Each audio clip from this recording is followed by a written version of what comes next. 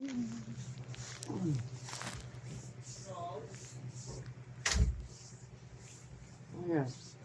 Order ni Tita Tita Victor.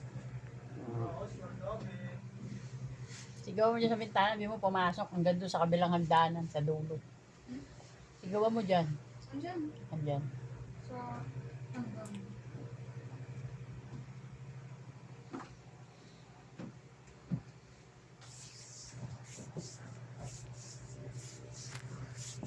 Sigurado, pagpapawisan ka na nito pag inilit na kita. No? Ang gulpihay talaga sa hilot.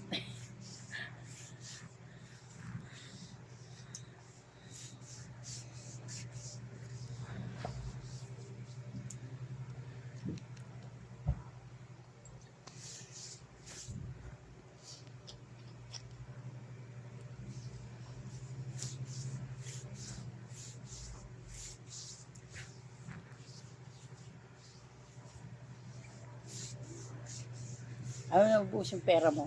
Sige rin ang grocery nyo eh.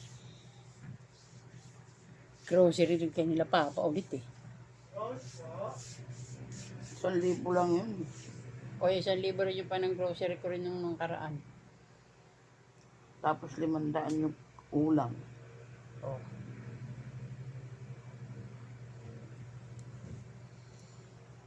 Tapos yung iba, halos 2,000 sa gamot mo, nagpa-check up ka pa. Di ba? 1,000 na yun ang binili natin gamot mo eh. Halos sa 700 yung check up mo pa. O, 1,000. Tapos, nagpunta ako ng Mercury, 1,000 ulit. Di ba? Parang 200 na lang yung suklay na naiwan dun sa ang gamot mo yung 200. Barya-barya na lang sukli.